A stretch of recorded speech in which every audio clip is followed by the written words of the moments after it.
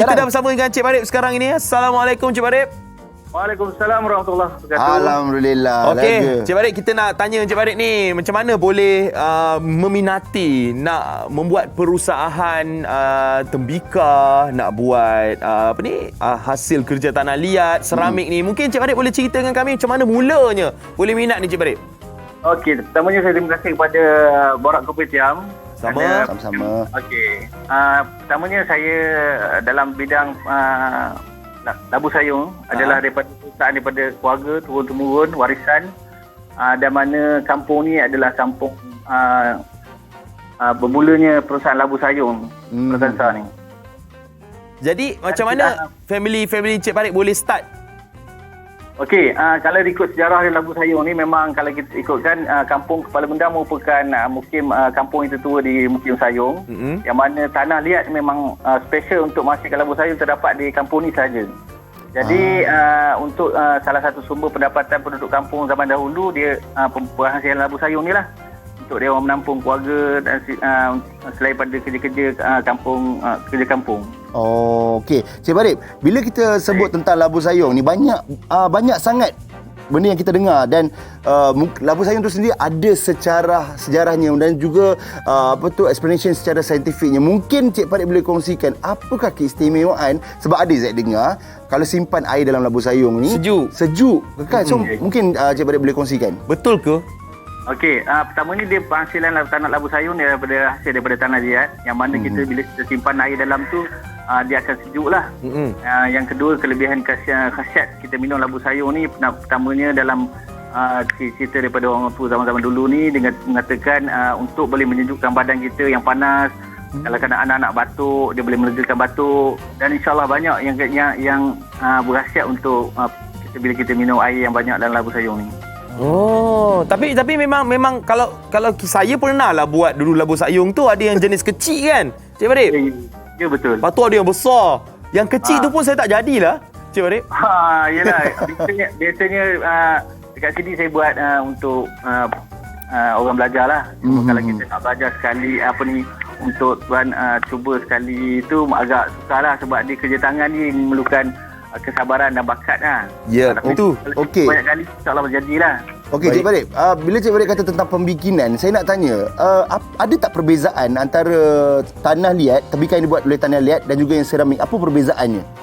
Dia konsep dia sama, sebab tanah liat ni, seramik pun tanah liat, tembikar pun tanah liat. Cuma kalau kita boleh bezakan seramik itulah pembakaran suhu yang tinggi, gelis ke, produk yang gelis yang berlicau kan. Kalau kita kategori tembikar itulah pasu labu sayung, tempayan, buyung semua, takar-takar, bentuk-bentuk yang tradisional lama dulu. Itu dipanggilkan kategori tembikar, mana low temperature lah, suhu yang rendah. Okey, kalau di depan mata Encik Barib sekarang ni, dah siap ke belum labu sayung tu? Ini separuh siap lah. Kita akan, sini kita sudah bentukkan dia. Kita akan proses untuk warna kan? Boleh tak kita nak tengok Encik Barib buat depan mata kita? Yang dengan baik. depan kamera ni kita nak tengok sekarang ni, boleh? Boleh. Saya akan angkat tu sekejap. Boleh. Boleh. Ini kita sekarang sedang untuk kita stampingkan corak-corak motif yang mana ceritanya alam lah, daripada contoh daripada pucuk rebung, motif pucuk rebung, flora semua kita terapkan pada labu sayung sendiri. Sebab apa? Sejarah labu sayung ni dia berkonsepkan pada contoh dari pembentukan ni adalah dulu golongan yang menghasilkan labu sayung ni adalah golongan wanita. Okey. Sebab kita boleh fikirkan wanita ni mungkin sabar banyak dia, sebab apa, perusahaan ni memang memerlukan kesabaran. Sebab kita nak siapkan satu produk ni makan masa yang lama juga, 3-4 hari memang kena ni. Bukan kita kata satu hari kita boleh buat, satu hari dah siap. Lama. Dia proses dia memang kita nak tunggu, ada step by step dia. Jadi kat sini sudah, bila kita membentuk labu sayung tu adalah bentuk yang dicipta oleh orang dulu. Lepas tu terapkan daripada motif ni adalah unsur alam, unsur mana saya cakap tadi, motif daripada flora, iaitu bunga cengkeh, bunga lawang, susu kelapa, dan banyak-banyak lagi ni untuk diterapkan kepada labu sayung. Dibagi kepada pemerhatian pada orang luar lah. So kenapa labu sayung ni dicipta untuk dengan motif-motif sini. So penceritaan ni panjang, tapi kita ada masa yang pendek ni, saya akan cerita kenapa perlu letakkan motif ni. Kenapa kita kata tak letakkan bentuk fauna ke, dia kesesuaian dengan labu sayung tu sendiri. Dia ada sejarah dia, sebab-sebab dia. Okey, Cik Farid, macam Cik Farid sendiri secara peribadi kan, proses mana yang lagi susah? Proses pembentukan labu sayung tu ke ataupun proses pengukirannya? Okey, dia di sini pada saya proses dia memang itulah. Pertama ni memang pada kesabaran tu. Kalau ikutkan proses dua-dua proses daripada tradisional ke moden memang sama yang susah. Cuma kalau yang moden ni kita agak dia memudahkan untuk proses pengeluaran. Mana kalau kita nak compare daripada tradisional dan moden, yang mana tradisional tu kita jauh lebih banyak menggunakan tenaga. Contoh kita ambil tanah di tepi sungai, kita menggunakan cangkul, lepas tu kita nak jemurkan tanah tu, nak keringkan, nak tumbuk dengan lesung kaki semua, banyak menggunakan manual tangan kita, tenaga kita. Kalau yang moden pula macam mana, Cik Farid? Moden kita sekarang kita dah ambil dekat tempat yang sesuai lah. Tanah tu memang terdapat di Kepala Bedang kampung ni dia. Kita ambil sekarang ni dah pakai jengkaut tu ataupun backhoe tu, kita akan masuk dalam tu, kita akan korek je tanah tu dan kita bawa ke bengkel dan proses menggunakan mesin ni lah. Jadi itu proses tu senang lah. Tapi bila ada perbezaan lah, bila kita nampak ada yang moden dan yang tradisional, yang moden tu mungkin orang sekarang boleh guna untuk pengeluaran yang cepat, tapi yang tradisional tu sebagai warisan kita kena kekalkan lah. Tapi macam mana pula dengan permintaan masyarakat untuk tembika tanah liat yang tradisional ni, Cik Farid? Macam mana, masih lagi tinggi? Setakat ni alhamdulillah, walaupun kita dalam situasi macam ni, kita dapat permintaan yang tinggi jugalah. Sebab apa? Sebab labu sayung diciptakan adalah untuk ada yang berfungsi. Sebab apa? Bila kita simpan air, ada berfungsi untuk orang untuk guna, untuk minum, untuk kesihatan kan. Jadi itulah mudah untuk kita dari beratus tahun perusahaan ni masih lagi permintaan yang cukup baik. Okey, Cik Farid, macam tadi pada awal kita punya perbualan tadi, Cik Farid ada kongsikan dengan kami di mana apa yang Cik Farid usahakan ni adalah daripada turun-temurun. Maksudnya daripada nenek, betul? Dan itu kira kesempatan yang Cik Farid ada, which is belajar dengan mereka-mereka. Tetapi adakah Cik Farid sendiri ada buka kelas ke untuk berkongsikan ilmu dengan masyarakat-masyarakat dekat luar sana? Dan kalau mereka berminat, macam mana Cik Farid?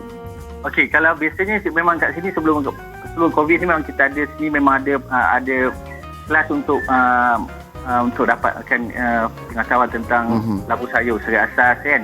Jadi memang kita buka kelas. Sekarang ni pun saya masih mengajar di USAS dalam bidang koku ni. Jadi saya ternampak daripada IPTA, daripada awam, ramai yang berminati labu sayung, cara pembuatan labu sayung ni. Jadi saya pun berterima kasih kepada banyak bantu saya daripada kraft tangan, tourism semua kan, untuk menjayakan industri ni lah. Ya. Kan supaya orang ramai lagi dapat belajar ni, macam mana kalau mereka nak belajar? Nak pergi belajar dengan Cik Farid? Dekat mana? Ada cara tak?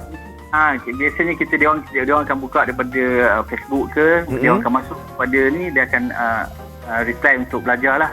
Sebab saya pun menerima pelajar-pelajar intern daripada IPTA semua. Banyak-banyak lah situasi dekat sini ni. Setakat ni memang alhamdulillah memang orang mencari untuk di mana untuk mendapatkan ilmu tentang labu sayung sendiri. Kalau nak pergi jumpa Cik Farid sendiri, kat mana? Boleh. Saya di Kepala Bedang, kampung Kepala Bedang, iaitu kampung asal pembuatan labu sayung yang nama company saya adalah KZ Craft Enterprise. Okay. Kalau orang pakai Google KZ Craft labu sayung, insya-Allah akan sampai kat sini. Mestilah tekan je KZ Craft Confirm. Ya. Alright, Cik Farid, terima kasih banyak-banyak sebab sudi bersama dengan kita. Kalau boleh sebenarnya saya nak tengok dari awal Cik Farid buat labu sayung tu sampai habis. Tapi insyaAllah nanti kita akan tunjuk lagi. Sebab banyak teknik, daripada pembuatan ni memang banyak teknik. Daripada sewing, casting semua. Sebab saya rasa saya ada bakat tangan tu. Saya ada. Tak muncul lagi je. Ya, baik, ada. Okey Cik Farid, terima kasih banyak. Assalamualaikum. Waalaikumsalam warahmatullahi wabarakatuh. Aduh, itulah dia. Haziq, kalau Haziq perasan, orang-orang yang buat kerja-kerja macam ni, yang rumit-rumit macam ni, mesti dia orang yang sabar. Tengok Cik Farid tu, cara dia berbual pun tak macam kita Zik. Kita jenis tak sabar. Kita kelang kabut. Tak boleh nak buat apa. Kan? Kita mulut pergi dulu. Tangan kemudian.